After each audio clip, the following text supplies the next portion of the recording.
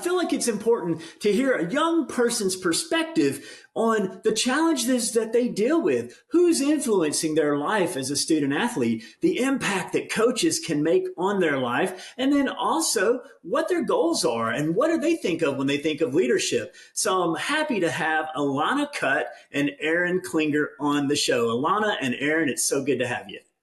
Thanks for having us. Thank you.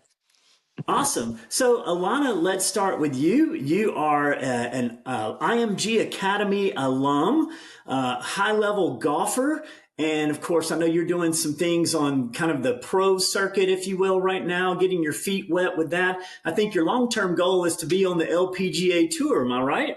It is. That is my long-term goal. That's my dream. It always has been since I was a young girl. So, seeing what doors and opportunities open up for that in these next couple years.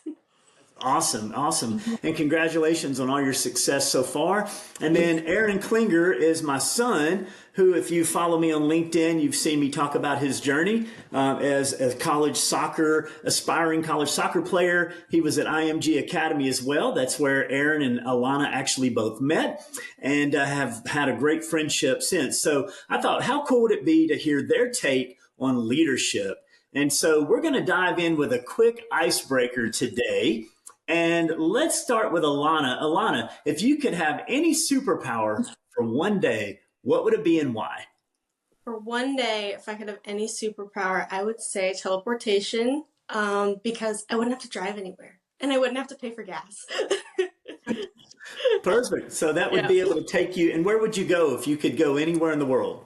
Ooh, the Philippines. For sure. That's where I would go. Nice. Yeah. Have family there and go veg out and see the beautiful islands. That sounds good. And Aaron, same question to you. If you had one superpower for a day, what would it be? I would say most likely flying, because I got a taste of some really bad driving down in Florida, and I just kind of have some PTSD from that. So if I could avoid it, what I'm saying, for a whole day, just give me a little break. Because we still see a lot of Florida people down here, maybe visiting family or something. So that'd be kind of nice, get away from that. But, Fun fact. if I had to go somewhere with it, though, I'd definitely say Japan. We're going to get a little taste of that soon, a couple of weeks for going on vacation there. But, man, yeah, that'd be awesome. Just fly over there real quick for a day trip, come back. I agree. And for those that don't know, when we moved from Tennessee, we were living in Nashville. Aaron was raised in Nashville, and moving to Florida for IMG, all of our costs doubled, insurance, especially on car insurance. So to Aaron's point, that was some of the most interesting drivers we've ever experienced. But now we're back in our home state of Tennessee and, in Chattanooga specifically, and things are a little calmer now. And then, yes, to your point of going to Japan, I know that's a dream trip that we're getting ready to take for Aaron's graduation present. So told him, you go get the scholarship done and we'll take you anywhere you want to go in the world. And he did. So good job on that. So let's dive into question number 2. And there's 7 questions we're going to do today, a little bit of abbreviated because we have double the guests on. So Alana, if you could share a story about a coach that's had a major impact on your life and what made their leadership so special, who would you talk about? Yeah, for sure. I'd like to preface by saying I have had so many incredible coaches and mentors throughout my career. But the main person I will say is my dad. My dad is my best friend. My dad is the best coach a girl could ever ask for. He himself was a baseball coach for 18 years. So growing up, I had that, father, coach, daughter relationship, also being a single father. He was very, very hard on me at a very young age, taught me the importance of leadership, taught me the importance of making connections and networking and all of the aspects. But, he truly is my everything, and I couldn't be on this journey without him. And, just a couple quick stories to touch on is like in elementary school, he'd bike 3 miles to come eat lunch with me. He would, he made sure I had a roof over my head, made sure I had meals to eat, he showed me what tough love is. And I think that truly shaped me to become the woman that I am today. So, he is the best coach I could ever ask for. And, I feel very blessed to have him. That's a wonderful answer, and I know your dad personally. I've grown to become good friends with him, and I absolutely think the world of your dad. And you're right. That influence that your father's had on you, it shows up in how you show up. And I know that you're an incredible person and someone that he's very proud of. So kudos to both of y'all. So Aaron, I don't know how you're going to top that, but I mean, I'm sitting right here. But no, you don't have to say me, but I'm sure you might want to talk about maybe somebody else too, if you had somebody playing, because I'm thinking of a good coach that you've had, but feel free to give an answer too. And again, you don't have to copy Alana because I already know I'm your favorite. Well, of course, I was gonna say I was just like, man, I don't know how I'm gonna match that, but no, I don't think it would be fair not to say you, but I also think it wouldn't be fair not to say Coach Eddie, because you two just impacted me so differently in my lives. Like, of course, you grew up playing baseball. You don't have the soccer experience coaching. Like, you instilled in me leadership values though and hard work. That's obvious. And you definitely transformed my personality and who I am into what I am today. But then Coach Eddie, he taught me the passion for the game. He taught me, like really my fundamental skills that, developed the base to where I am now, in my soccer career. So I really just think it's different because I mean, you're just so like, you developed me and then Coach Eddie developed me as a player. So I'm equally grateful to both of you in that regard. And yeah, I mean, the impact you've had on me is just invaluable. That's a beautiful answer. I'll pay you later. That's but and I know that's exactly who I was thinking of. I can't think of a more impactful coach than Coach Eddie and what he's meant. He was the one that kind of put you in the fullback role and saw your high motor and said, look, from a tactical and technical standpoint, this kid can run. He loves to run and he's fast and he's smart. He's got a really sharp brain. Let's use it to our advantage. And Eddie he still to this day takes credit. He's like, I knew he would be a great fullback, the modern fullback that attacks and does offense and also plays defense. So that's cool, man. Great answers to both of y'all. I know that your dad is going to be happy to hear this, Alana. And he was just texting me a while ago before we jumped on the pod saying he was praying for us. So that's kind of great man he is. I love that guy. Question number 3, Aaron, we'll dive over to you on this one. What's the biggest lesson that sports has taught you about leadership in life?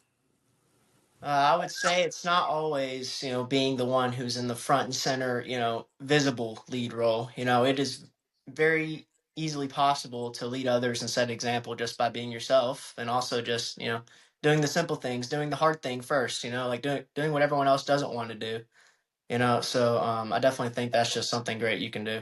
Because I mean, it doesn't always take, the super high energy necessarily, like, super enigmatic guy to be the one to lead his team to great things in life, in anything, honestly. I mean, you can also just it's basically up to the person, Like, I mean, everyone's different, and I think leadership is unique in that regard too, you know. Yeah, what you're describing is servant leadership. We refer to that. The one that does the dirty work, the one that does the hard thing. One of the things about Aaron, that we've talked about a lot is, when others are asked to do something, who's wanting to raise their hand and do the hard thing? Yep. Always volunteer to be the first to do the hard thing. Show your willingness to show up. And I've seen that over and over with you. And so I'm super proud of that. That's a great answer. Lana, same question for you is what's the biggest lesson that sports has taught you about leadership in life? Yeah, for sure. First of all, Aaron, I love that answer. I know we've had conversations about that many times, just with the family and everything. But I would say definitely the effort that you put into your sport is the same effort you're going to put into your life. Sports are hard. They're really, really hard. And I think that discipline and that structure and all that you work towards in your sport, that is going to benefit you in the long run in your career. So that's my answer. Yeah, and studies are proving out that, and even Comcast has an interest in or partnership with a company. I think it came through one of our accelerators. I could be wrong. I thought they did, but I know they're connected somehow in our ecosystem. Where this company hires, like they're a recruitment firm for athletes, and they help athletes that are succeeding in the college level and even high school level, but mainly college and pro level, who went to that top of the pyramid, if you will. As y'all know, it starts off really wide, and as you get older, it gets smaller, right? And you two are in the 1% club, I refer to it. I mean, it's the best of the best make it to the collegiate level and professional, but they look for certain character traits in athletes, and businesses have found that a high level athlete, it's discipline, it's tenacity, it's stick to itiveness, it's that ability to be resilient in the face of adversity. And they are typically going to give you better outcomes than someone that didn't play sports, because you've learned how to win and you've learned how to lose. You've learned how to be coached, right? Those are three key ingredients that make for really successful employees or leaders in an organization. So both of y'all gave fantastic answers. Question number 4, and Aaron, we'll stay on this, going back to you. Describe a time when you experienced adversity and what did you learn from it? I would say definitely the biggest adversity I've ever faced in my life was the annual IMG trip to Europe, where we go overseas and we play against some of the top youth clubs in the whole world. Basically, it was just 4 straight days of ruthless games against top level players. I mean, I was running on 3 hours of sleep in between each game, like just constantly driving miles and miles on the bus with the guys. I mean, it was the best and the most tiring experience of my life. But I would say adversity wise, like in the games, just finding that willpower to dig down deep and like find something I had never had to use before in a game. Like I don't know, I don't even know what headspace I was. I like that was the most invaluable experience to me, because I think that's when I discovered like my ability to just be a rock for my team, because like I knew like what I had to do. I knew I had to be there for the guys who were also just as tired as me, and I was just thinking the whole time I had no right to be the guy to give up first. So I think that was definitely just one of the most impactful experiences I've had.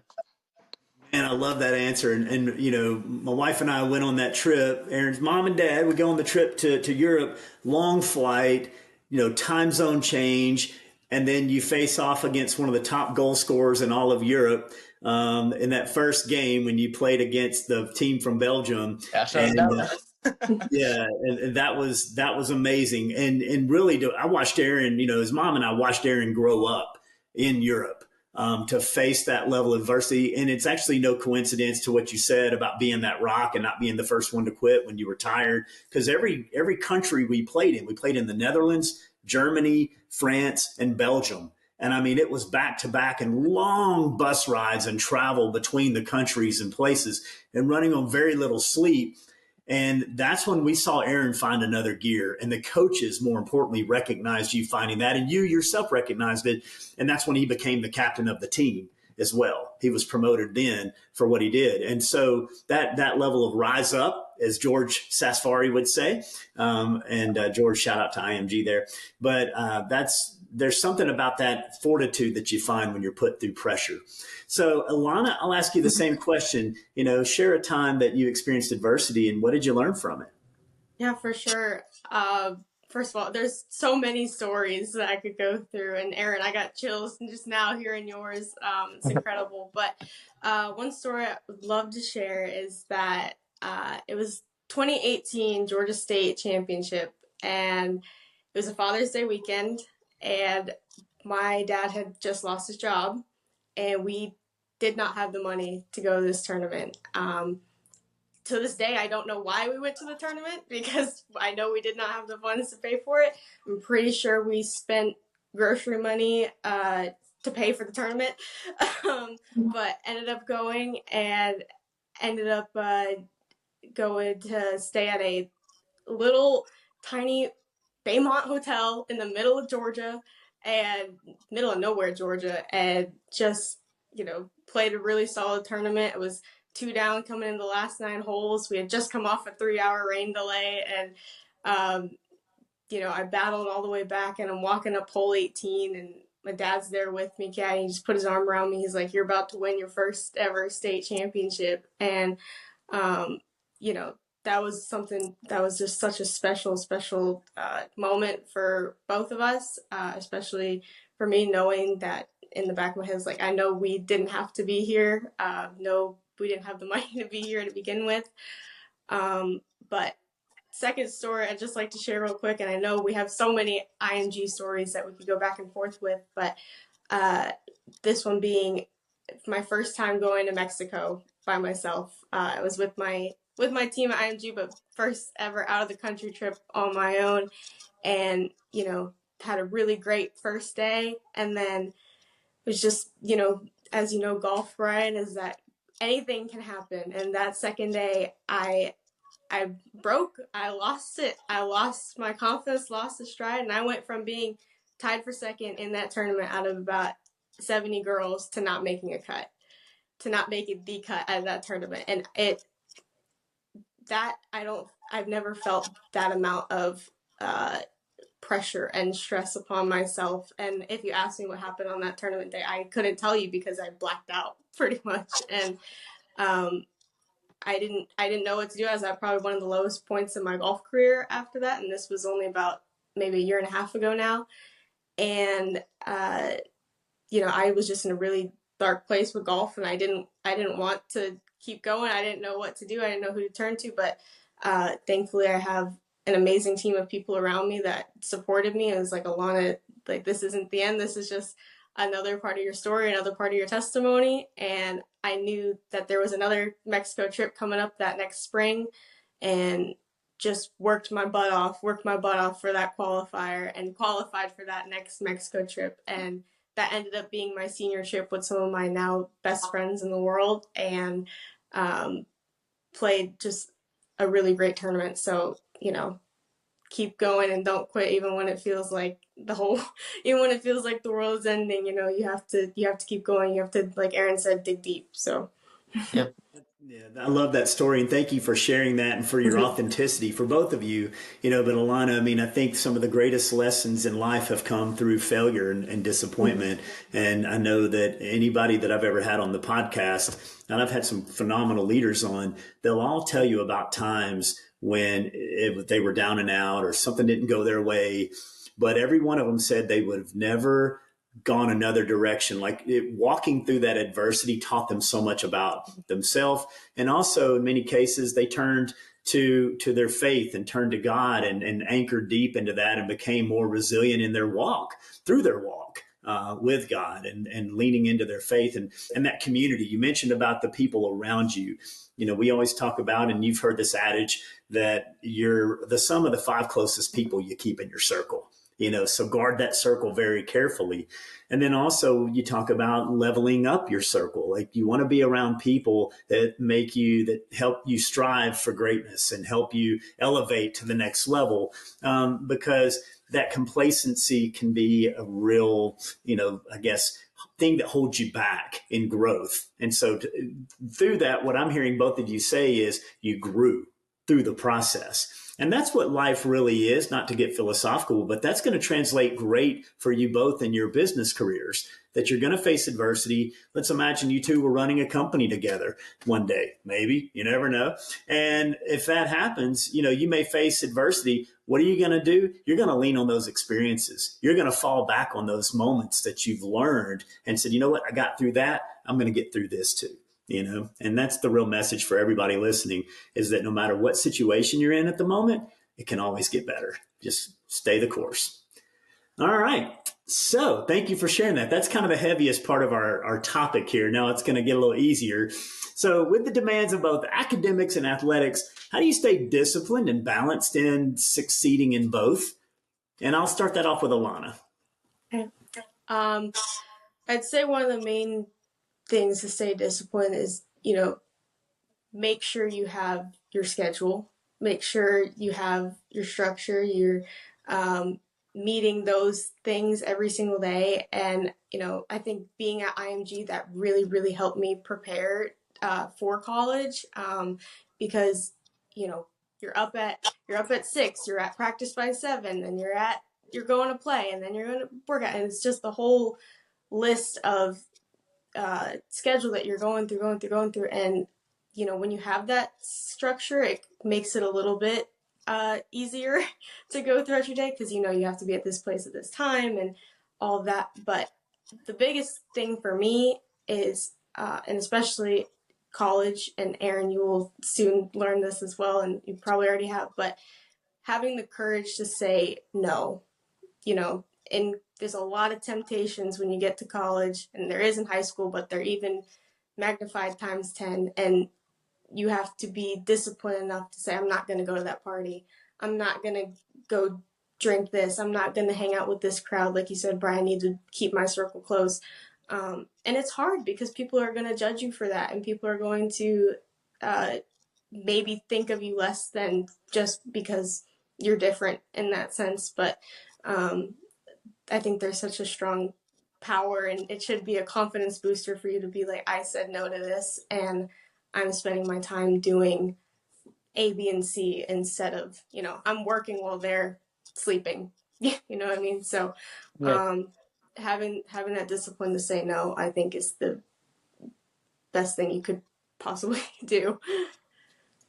I love that. And it takes a lot of courage to be your authentic self, too. And I think that both of you are very courageous. I know Aaron's the same way. Aaron, I'll ask you that same question. I want to hear your take on it. I mean, Alana, absolutely spot on, agree with everything you said. But Aaron, what's your take? No, yeah, I agree with her too. But for the part about keeping the balance, I definitely think like doing dumb stuff like playing video games and all that, like keeping yourself a kid, that's definitely good for balance. With the high stress, high performance stuff, you do every day with your sport. So yeah, in that regard, definitely doing that. But I will say, Alana, like every time, like you said, you reject that party, you reject that crowd of friends, you reject doing this temptation, whatever it is. There's somebody up there who's always clapping for you. So I mean, like, it's not like there's never any recognition for that at all. So like even if other people can't see that in that immediate moment, um, so yeah, because I mean, God will always bring you people like who He wants you to be with. I mean, like I would say with you, my friend Brock at IMG. I mean, a lot of the other guys I met, Jordan, like I just kind of bumped into them, and then here we are. I know all of them. Like I mean, it's just like I just believe that God brings people together for whatever purpose, whatever reason, and He works all things out for good in the end. We can always count on that. Amen. And Aaron, talk about the grind though, like the time that you work in silence that is outside of the normal practice time. Like just walk someone through, because I know you both do this, but Aaron, share like how much work do you put into the sport of soccer? Like how much effort? I mean, every single day. Like I always have, active rest days. Like I never basically take like a day off. And like unless I had my wisdom teeth taken out not that long ago, that was kind of like the best break I'd had in a hot minute. But I mean, no, when I was at IMG especially, like I mean, I was just totally transformed like mentally and physically. Like I mean, I came in some skinny, carefree kid, was kind of good at soccer, but then I mean, I left like I was in the freaking military for 2 years or something. Like, it's just that mental transformation though, and then that physical transformation alongside it, in IMG, like I'm very grateful for them instilling that in me. That's what you need to make it the next level. Because I mean, the world is a ruthless place, and we have to be ready for that. So yeah, I'm definitely thankful for that. That's good. Yeah, I just know when you put the work in, and a lot of people don't realize the reason a golfer, like I was just at Sawgrass, and I was in the locker room, and Alana, I don't know if you saw that, I posted it on Insta, all these legends, and I thought, if you think about the collective hours of practice of chips and putts and all the things that they've done in silence, not with the cameras around, but that took that to get to that level. People think that the top athletes, maybe they're just gifted, and maybe there's a small percentage that just have some God-given ability, but most of it is they're the people willing to do the most work. They're the people that are willing when they don't feel their best. And by the way, I got to tell on Aaron, he had his wisdom teeth taken out on like a Tuesday or Wednesday, and you were playing a pickup game that Friday with his college teammates. 3 or 4 days later when he should have been resting, but they were like, "Hey, we're going to play a game today. Do you want to come over?" And he's like, "Sure, I'll be right there." And I was out of town, and then Charlene, my wife, was like, "Yeah, he went to play soccer." I'm like, "Are you kidding me? He should be laying in a bed." But that's the grind that high level athletes have, like the want to, the desire, the passion. You just want to be out there. So that translates well, though, into business. I'm going to tell you that you're going to be the people that people are going to want to hire because they know you're committed and you do it well and you work hard. All right. Couple more questions here. This is one of my favorite topics. What role does faith play in your life? And Alana, I'll start with you. Yeah. Faith faith is my life.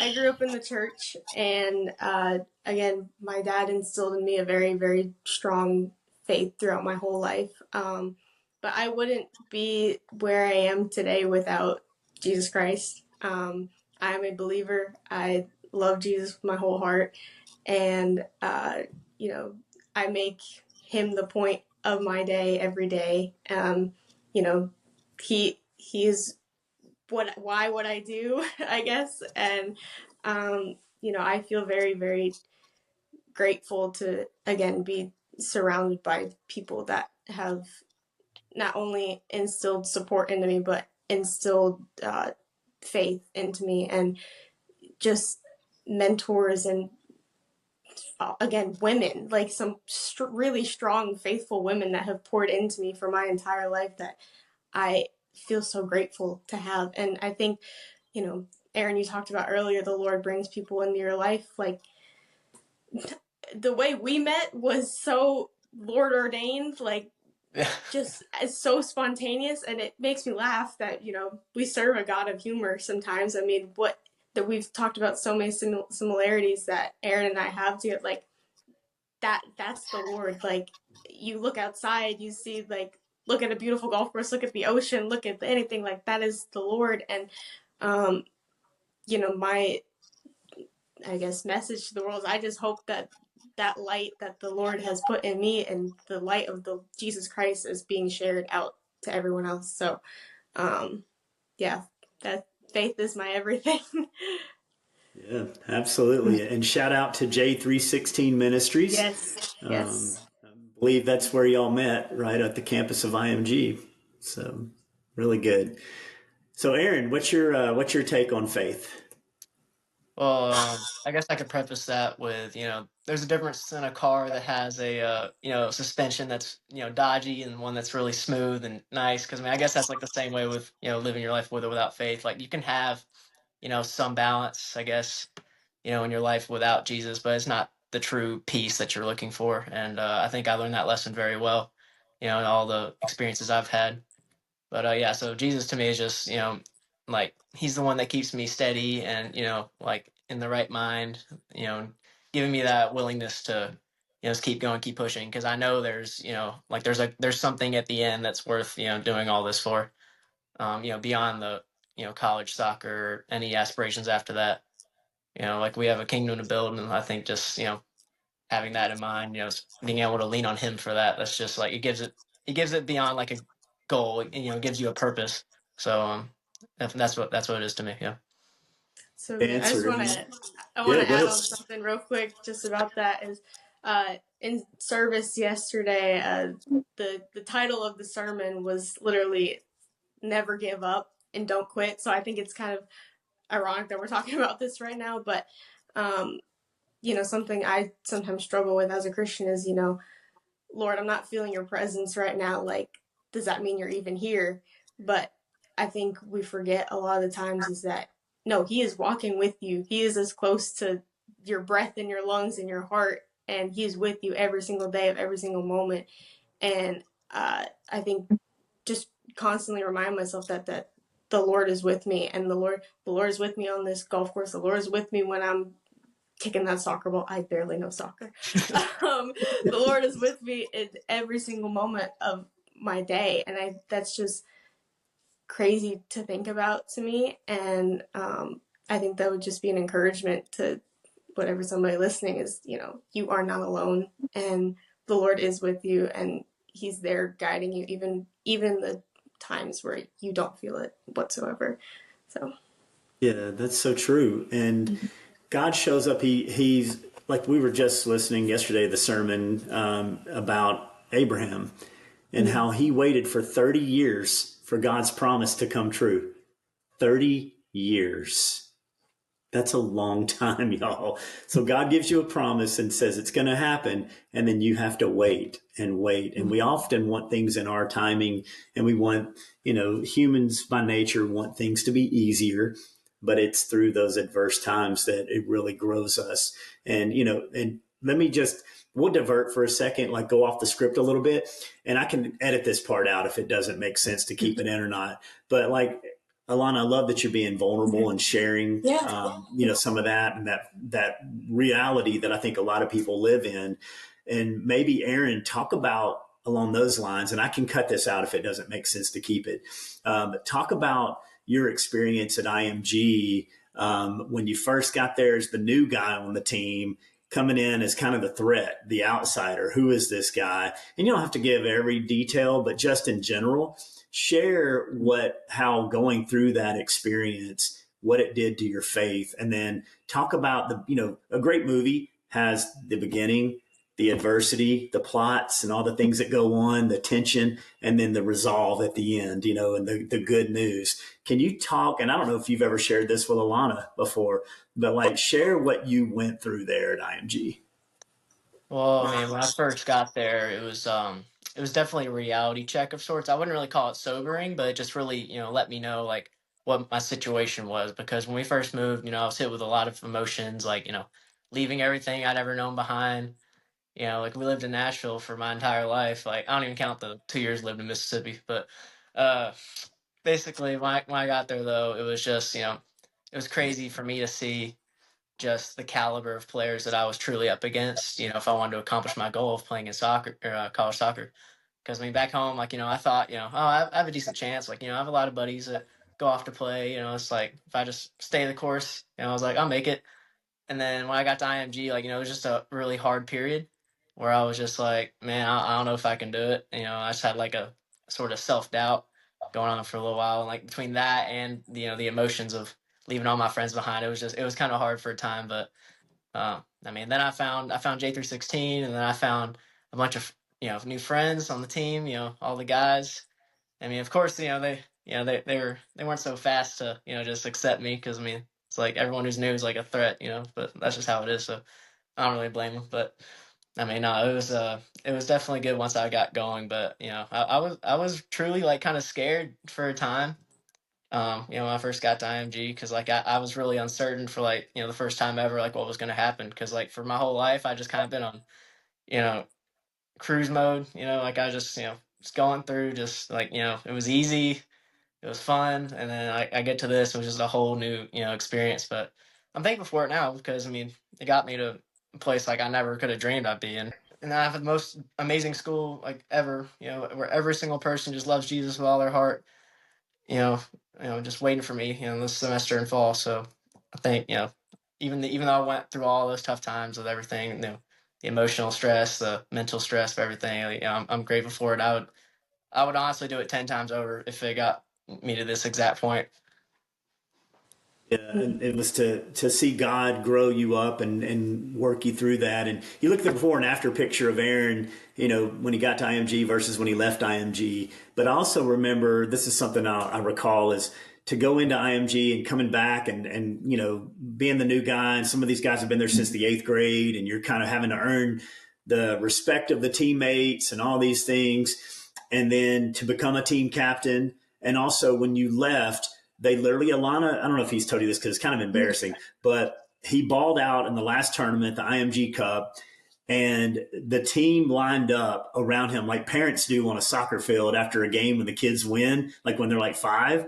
And they made like a tunnel and were like clapping for him and slapping him on the back to give him a proper send off and to cheer him on. And so to go from the threat, outsider, new guy, adversity, they weren't exactly nice. Let's just be real. The culture there is very dog eat dog, because they replicate that D1 pro level mindset. Hey, it's like, you're here to take my spot. You think I'm going to be your best friend? But you earn those friendships and trust. And he never retaliated. He loved him the way Jesus would, and stayed consistent. And I think that's actually one of the reasons why some of your friends even came to the Lord through that process, as they saw that example lived out of what it means to be a Christian. But then to see him, be able to go now to a school at Covenant College, which is a high level D3 program, strong academics, strong soccer program, top 25, knocked off the number 3 team in the country last year. It went toe to toe on ESPN with a D1 school in Belmont, lost at the very last minute on a little 2v1 situation. I mean, they compete. These guys show up and they fight hard. but they also equally live their Christian life out very hard. And that's why he chose Covenant, not to speak for you, but I believe that was a key factor, was that culture and that Christ-centered world that you can live, that you can be a high-level athlete and love Jesus strongly at the same time. You talk about that, Aaron, because I actually had a very similar scenario when I first went to IMG as well. Just that adversity and questioning, is this for me? Is this what I'm supposed to do? Is this, all the thoughts come in your head. But then at the end of the day, I graduated last year. I'd do it a million times over and over again if I, to meet the same people that I have met, to be part of J316, and shout out to DeMarco for Tuesday night Bible studies, Yeah. it's the people that we met at that place. There's something special about it. And to go through that and then to have all those connections afterwards, it's all worth it. All worth it. But what's different about the two of you that I love is that you deepened your relationship with God through the process. And some people, when they face adversity, they turn away from God. They run from God. They say, why, God? Why are you allowing this? And then they push themselves away. God's there. God never leaves us. But we sometimes get our focus off, and I think when you lean into him like that, you see the good things that he does, right? He's always working everything for our good. Romans 8:28. That's my favorite verse. So last question. And Aaron, we'll start with you, and then we'll wrap up with Alana. Aaron, what is your why? I think it's just leaving, like, not necessarily a mark on this world, but an impact on others to either give them the best possible chance to come to Christ or to come to Christ. Like just plant that seed. Because we can't take anything with us to heaven. We can take people though. So it'd be great to see all my buddies up there. When we get there. So that's definitely my why. Just to have that fellowship with my friends wherever I go. In college and business later in life. That's definitely why. To leave the world a better place and to help build the kingdom. That makes sense. And then Alana, what's your why?